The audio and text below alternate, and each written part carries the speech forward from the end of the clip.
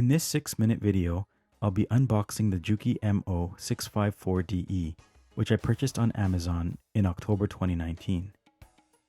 Since it's the first overlocker I bought, I did a lot of research beforehand and read the online manual several times before ultimately choosing this machine.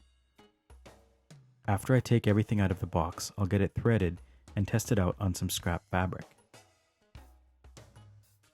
The first thing to come out of the box is the spool holder and foot controller. Next is the inspection certificate and thread guide. Hidden within the foam is the plastic accessory bag with all of the included accessories inside.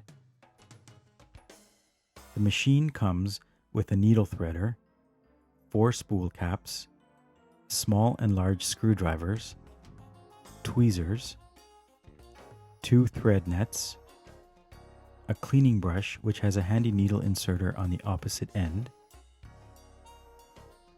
and here's the 2 thread converter, which lets you do 2 thread flat lock and overlocks, decorative stitching on 1-ply fabric, and 3 thread super stretch stitching. Extra needles come in a small case, including 2 gunmetal colored needles and 3 silver needles. The oiler comes in its own Ziploc bag to contain any leaks. There's a replacement for the lower knife, and finally, a plastic dust cover to keep the machine clean while not in use. The warranty registration and instruction manual are packaged separately. Here's what it says regarding registering the machine.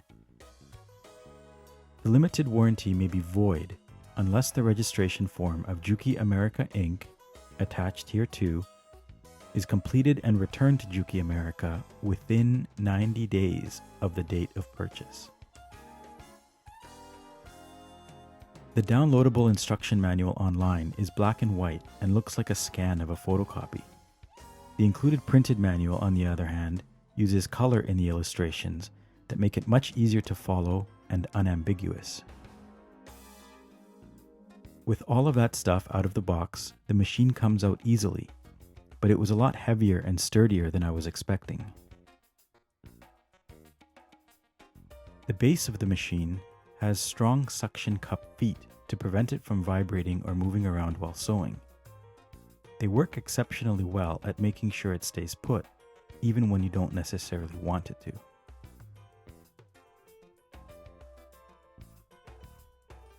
As I had said at the start, I had read the manual several times before buying the machine, so I already knew what the first steps would be to get set up.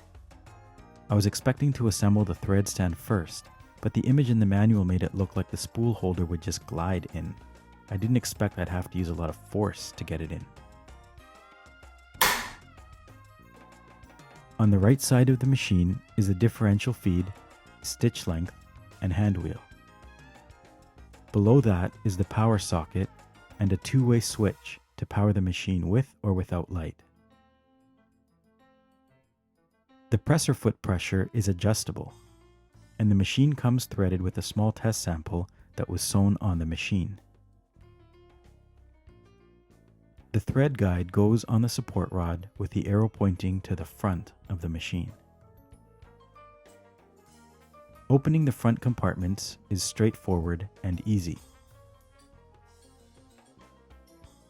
I had read a lot of good things about this Juki overlocker, but once I could touch it and feel it in person, I was impressed with the build quality of the machine. It's sturdy, it feels like it's built to last a long time, and it doesn't use cheap feeling components anywhere.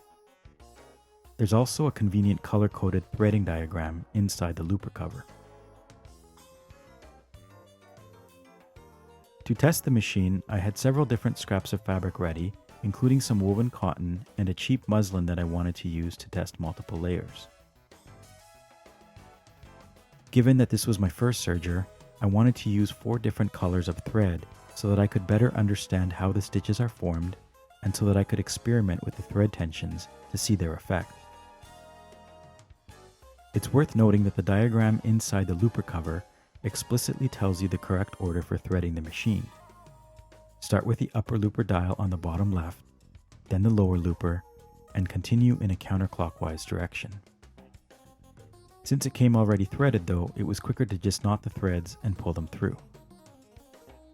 With the machine set up, threaded, and ready to go, I just needed power to try the machine out.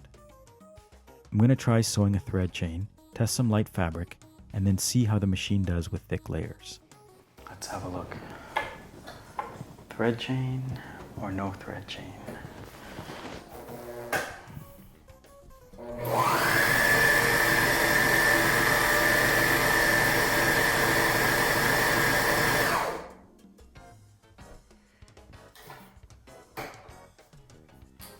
Let's see.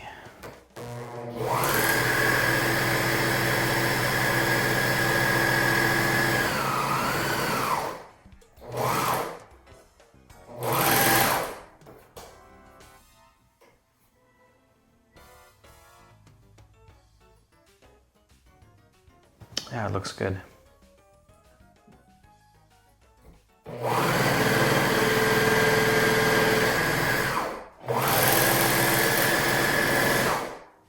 No problem, 6 layers.